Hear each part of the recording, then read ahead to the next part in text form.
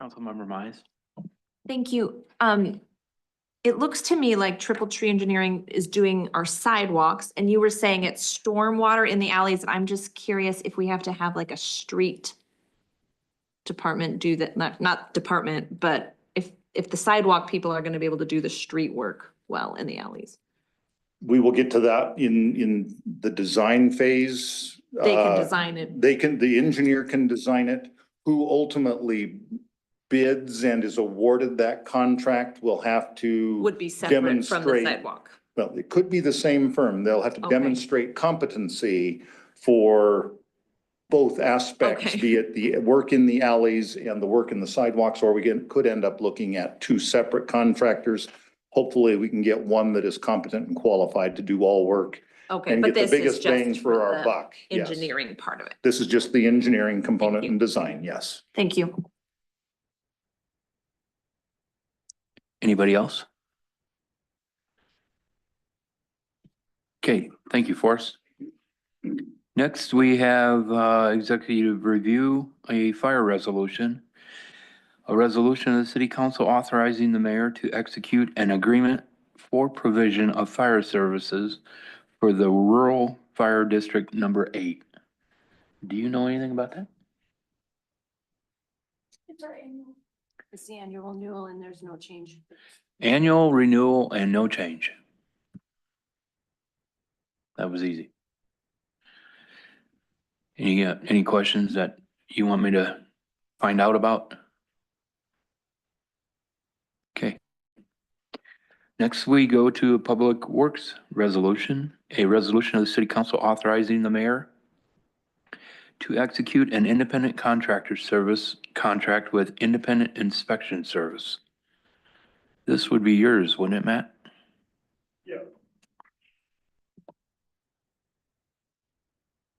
Good evening. So for those of you that read this, it's a tank cleaning for our main water tank. And it's a video so we can inspect the inside. And it's also repair. If they can actually repair spots inside the tank underwater with some sort of, I don't know how. But anyways, you'll notice that the bill is about $10,000. And it's $10,000 for estimated repairs.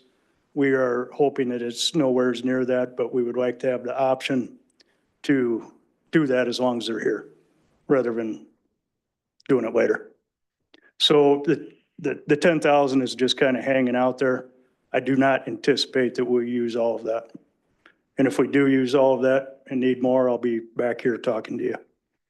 But this is pretty specialized companies that do this. They're divers that go inside the tanks and look around. Pretty neat. This particular company is out of Helena, and we had one other company on the hook, and they never got back to us. So we opted to move ahead with this particular company. Is this for the reservoir or the clear well? This is for the reservoir and the clear well, I Okay. believe. So Okay. we're doing both. We're gonna look into possibly getting him to dive at the intake and Sure. check that out. When they're here, we'll show it to them, see if they are interested in doing that. Okay. Any questions? Councilmember Mize? Thank you. Is this the same tank that we had checked out and repaired a couple years ago?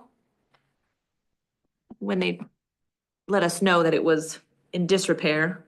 Well, so what we thought did we a had few that. years ago, it is the same tank, but everything that was done then was on the outside of the tank. Oh, okay. So we ended up redoing the roof on that tank at that time, and the walls themselves on the outside are decent. Okay. This is interior of the tank. So yes, it is the same tank, Perfect, but a different job. but a different Thank you. job. Council Vice President Wilkie? Thank you. Matt, will this help us with our delayed funding for the new tank that we're anticipating sometime in the future? Will this help us get a little bit further down the line without having a catastrophe? Well, I can't really say that for sure, but on the other hand, doing the repairs on this tank is, it's necessary. Actually, it's required of us to do it approximately every decade. and we have done that over the years. So yes, I would hope that it would make a huge difference in the longevity of the tank. Does that make sense? Excellent, thank Okay, you. you bet. Councilmember McKay. Thank you. Kind of a follow-up on that. Could it also potentially point out bigger issues that maybe we're not aware of that could become more worrisome? Well, yes, really don't want to talk about that, but that is, if we see something like that, it's going to make our project that much more important. As you all know, we are running the city on one tank, which is not the best situation to be in for redundancy or if we have major problems. And that's the goal, is to build a new tank. However, as you all know, we have hit some roadblocks in that, but it is, someday it's going to happen. If this tank has a major issue with it, we'll be back here talking. Anybody else? Timeline on the cleaning is, I think it's in there. It's this September. Is that what you? September is what we've picked to do this, just for water usage. It'd be the best time of year to do it. Plus it's warm still. And it'd also be a good time to look at the intake on the river when the water is lower. Anything? Thank you, Matt. Council issues. Thank you all. Have a good evening. Councilmember Mize. Thank you. I was driving this morning past Nutting Park and it reminded me that I wanted to know if the city can get a sidewalk on Nutting Park before school starts in the fall at the Alder School. So that kids walking to the new school will have a sidewalk. Is that something you can look into, Matt, please? Yeah, I'd be happy to do that. I will have a price prepared for you. I think it's something we would hire out. We don't have time to do it right now ourselves. But I sure can get quotes on that and go from there. It's, yeah, actually, it's a good idea because there will be sidewalks on all sides of it now.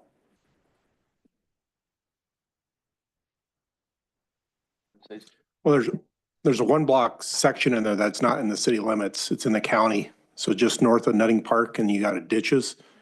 Currently, there's no way to cross those ditches without going into the road. So I had talked about this too, is if we can get the county to agree to put something temporary in that other lot, but because, well, I think this whole road is ours now. No, maybe not. I think it is, maybe. We'll have to look at, see what the right of way is, but we might be able to do that all the way up the 2 blocks. with Yeah, some I kind of know. path. Yeah. Kurt's exactly right. Where their discharge line for their ponds will be right along the right of way where the sidewalk would go. And I would think that that would be a great time for somebody else to put a sidewalk there other than us. That's a very good suggestion. Thank you. Yes. So is that something our CAO would follow up with the county commissioners about? Or is that, what's the next step for us as a city? If the entire road is within the city's right of way, say, so I think when we annexed the school, we had to take the entire Alder Avenue with that annexation. Normally sidewalks are developed by the property owner, but in this case, with that property not being developed and it's off Alder and the city wants to have a public safety interest in that, we did have the same similar situation with the middle school. There was a ditch south of there, no connecting sidewalk to the south. The state legislature, we were up in, me and the city clerk treasurer up in Helena, and we actually got called out of a meeting and said, hey, you have a half hour to get a project that we need to burn up $110,000. We'd had a department head meeting a couple of weeks prior to that, me and Mary going up there, and I had given an idea that said, hey, we need to have these kids out of that ditch. Let's do a culvert through there, redo the siphon on Alder Avenue because there was some flooding issues over there and we could use that grant. We couldn't get a hold of the mayor.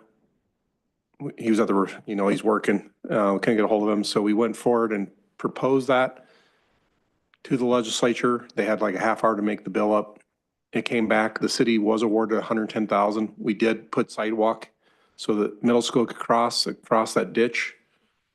And then we fixed it over on Alder for the flooding issue. So we got that grant. It cost about 110,000. Well, we got the grant and it came in like at 90,000 to do that work. In this case, without sidewalks on public land for the parks would probably have to come out of the general fund. And then that piece going across the ditch, we're gonna have to figure out extending some culverts there and maybe redoing a head gate or figure out how to go around that spillway there. There's gotta be a way to do it. And then if within our right of way, north of there, and it was annexed with the middle school, we should be able to go in there and put a sidewalk in or something. But the curb and gutter and all that, it may be like a paved path. If we just do a wider paved path there where kids can, at least if we paved 5 feet or asphalt along there, there'd be where they're not walking on the road. And that's what I'm afraid of. They're gonna walk down that road. And so we're talking about that. If we get sidewalk in the park, some kind of a paving at one block and get them off the road. So we'll look into it. Thank you. Anybody else? Councilmember McKay. Thank you. Just a reminder that the the firefighter memorial event is Friday, June 13th. They have a run, food trucks, street dance, band, all of that kind of good stuff. The run for the little kids starts at 5, and then I think the 5K starts at like 6, and then food trucks and stuff through the evening. Band starts at 7:30. If you want to register for the run, all of that is on their Facebook page, and maybe we can share that again as the weeks get rolling. And then on Saturday, there is a ceremony, and if you've never attended one of those, they're pretty heavy ceremonies, but they're adding some names to the wall over there. And then they will be serving lunch. And I just attended their little planning meeting that they had right before this, and I talked with Jamie and said that I would put that out there. They'd like some assistance serving lunch, and a handful of us helped out with that last year.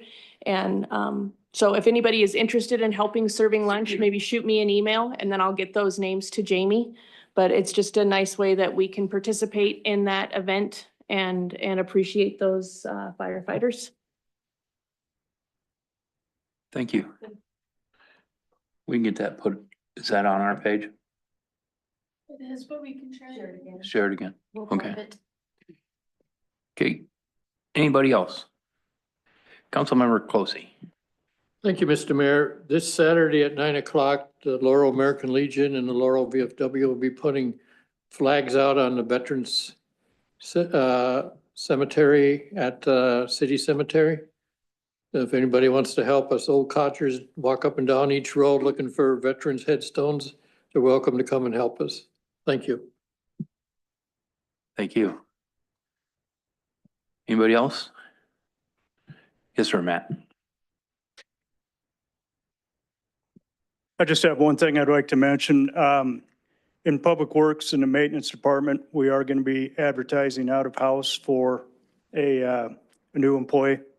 A CDL will be required for this job, but if anybody knows anybody that's interested, please have them get a hold of me. Thank you.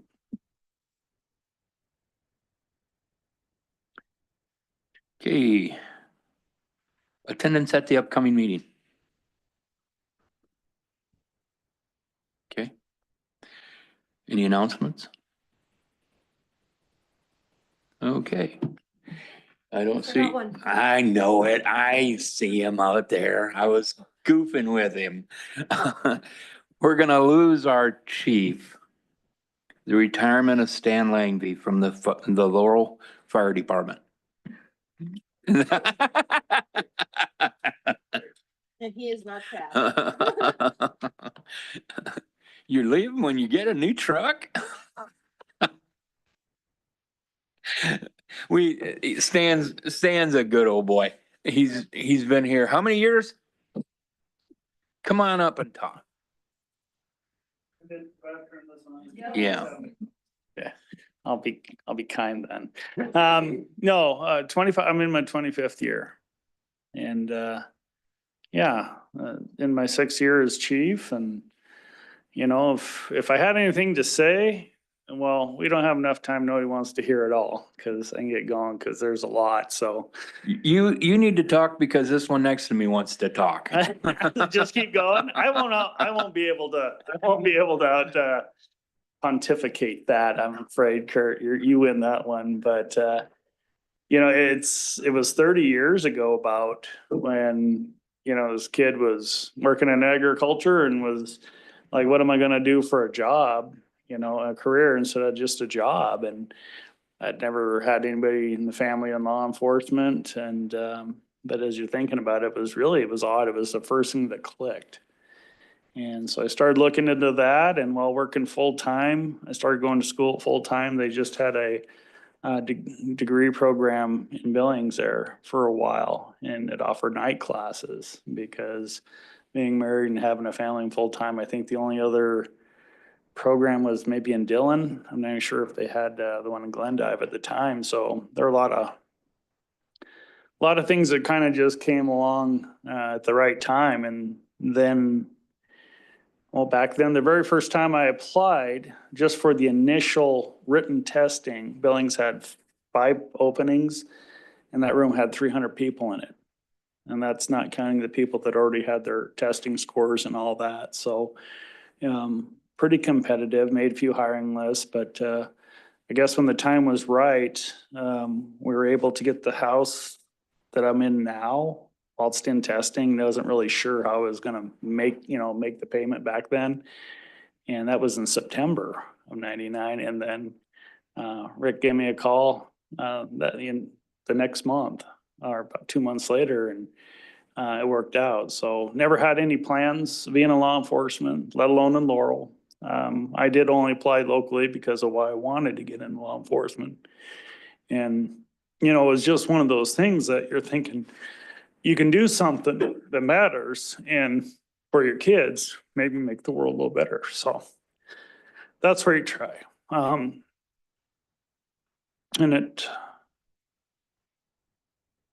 I apologize. Big strong cops don't cry. And I think that speaks to what you get to do beyond a paycheck, because it is part of you. And you get to be a part of people's lives, especially as an SRO. That was a weird experience. You know, I got through high school because that's what I had to do to ride bulls. And I was never coming back there. There's people that showed up and talked to old teachers. I'm like, no, never coming back. And literally for that first year, I'm just wandering around going, this is so weird. You know, how do you end up back here? So never say never. And that was a unique and wonderful challenge. I don't think I've ever, well, maybe other than the first 2 or 3 years of being chief, I've probably never been busier, but deeply rewarding, and that connection you have. So anything that I would say here, especially as far as the chief, thank you for way back giving this kid an opportunity to come serve. Thank you for the opportunity to lead. Just an incredible department. There was so much there, and it certainly wasn't me. It was the people that were Travis Pitts that, you know, stayed and helped out, even though he wanted nothing else other than to go. But he, you know, we clinked glasses one day after we talked about it and said, if we do this, we got to do this fearlessly. And you do. And you go in because you know what's right, you know where you want it to go, how to get there. And first of all, without the support of your people, you're not going to get anything done. And then with the support of the city, you know, the mayors, the council members, we always are constantly in a fire show that is our budgets, and we have such needs. We've managed to find some room to help move us forward. There's a ton of work to be done. There's a ton to do, but considered a lot. Looked at both sides of this ledger. It was just one of those, you're at a fork in road thing, and you got to sit down and analyze it. And one of the check boxes was, is the department ready for me to go? You know, will they be okay? And, you know, I spent time evaluating. I pushed things off to see how people respond. And as always, they respond incredible. And we've invested in the training in them. They're gonna be in good hands. They're ready to pick this torch up and run. There's learning curves with everything. I'm still learning to this day. But if it wasn't ready, if the leadership wasn't ready to, and that's a big ask, to have somebody step in and put your head on the old chopping block for that long, it's a big ask. And we've had some very frank conversations about that because you got to go into this with your eyes wide open, but they're ready and they're great. They're professional, they're well-trained, and most of all, they're committed. You can do a lot with somebody that is committed, wants to be here for the community. So they're ready to go, and I'm going to go up in the mountains and enjoy some time there and then kind of figure out what I want to do when I grow up. But as far as I know, I'll still be around and still absolute advocate for the city, advocate for this fine department and those people that still serve there.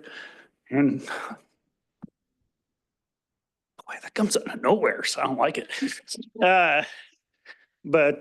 Yeah, so I can leave proud saying, well, leave this position proud, knowing that they've really built me up. And if I should be bold enough to say, I don't think it's ever been finer. So I just want to thank everybody for their support because it's a team. We can't do it without you. Can't do it without the people, and can't do it without the support of the community. So we got a good thing going. Let's keep it going. So I'll shut up now.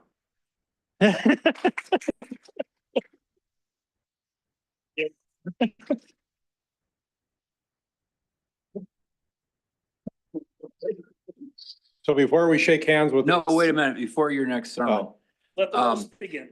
We got the silly stuff out. With that being said, your last day is Thursday. Thursday. Captain England will be taking over the responsibilities for the police department as interim police chief. I almost said fire chief again. Police chief until we get moving with filling that position. So, thank you, Stan. Thank you all. So I asked Stan to be here tonight to talk to the council because of his long distinguished career with the city of Laurel. And just to let everyone know, me and Stan go way back, even though that I didn't know that me and Stan went way back. And I don't know, it was about 7 years, 5 or 6 years ago, we were having dinner one night. I I think, think it was right after came chief. we were meeting, I think. Yeah. I don't know, it was a while ago. We were having dinner and I said, well, Stan, you're from local, you're a Laurel kid. And he's like, yeah. And I said, well, what year did you graduate high school here? He goes, he looked at me and goes, I graduated with you, Kurt. I go, no, I graduated with your brother. I graduated with Lee. And I go, he was a cowboy, he wore cowboy shirts, cowboy boots. He was a cowboy, that was your brother. And he goes, no, that was me. And so that night I had to. It's good to have an alias. That's all I'm saying. That's how you know when people, how they know you. So anyway, Stan Lee Langvey is how I knew him. He lived at the end of 8th Avenue. I knew we drove by, it's the Langvey place. I mean, I was in Laurel growing up, that was the Langvey place. We all knew where he lived. So anyway, that night I went back and I pulled out my yearbook because I was like, man, I don't remember graduating with this guy. And so I wore a shirt, matches his shirt. I couldn't even come up with that pitch. So this is his graduation photo in our yearbook, 1988 Laurel High School. Yeah. So when I went to the closet this morning, I go, oh, I got to get a black shirt because Stan had a black shirt when we graduated. So even though I didn't know I graduated with this gentleman from Laurel High School, along with Mr. Wheeler, it'd been years. And when you see somebody in a police uniform, you don't see him in the cowboy boots and the Wranglers. So I didn't recognize him all these years. I worked as a coworker of his, saw him around. He was an SRO, saw him at the schools a lot. never really put the two and two together because I knew Lee Langby, not Stan Langby. So anyway, so that's a good story. I wanted him to leave on that. I've known him probably my entire life. Didn't even know I graduated with him. And I think the community coming behind their police chief and all the public employees when we leave and that we retire deserve. The citizens deserve your public service, and then the citizens deserve the effort that you had to put your life through to what you gave of your life to be part of a public servant. And it's not always the easiest thing to do, to be the public servant, to be the police chief, to be out in the public, because you're always the police chief. You're always a public servant and out in the eyes of the community. So with that, we've got you a card. We got you the 1983 gift card for over 20 years of retirement. You get $100. 1983, council passed that ordinance that says you get $100. So you get your $100 from 1983. I've asked some people to come and be here tonight. Business owner,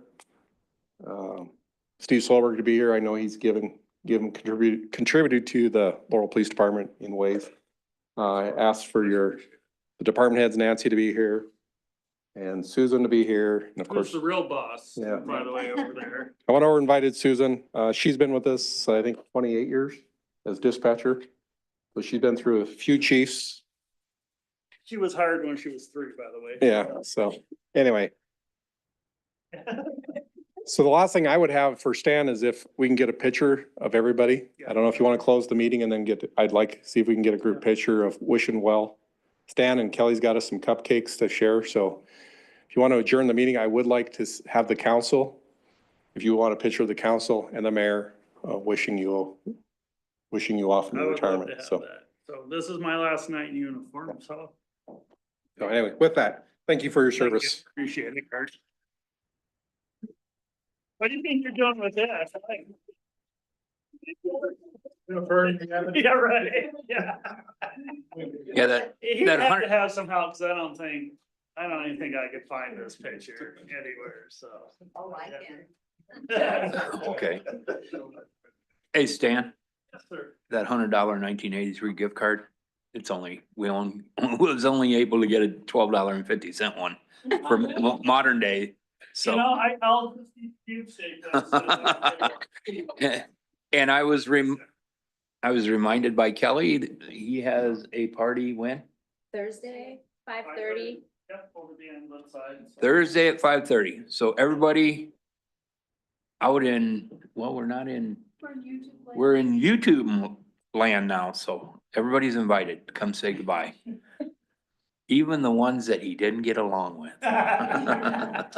They might be out by now. It's all. So, all right, if we have nothing else, we are adjourned.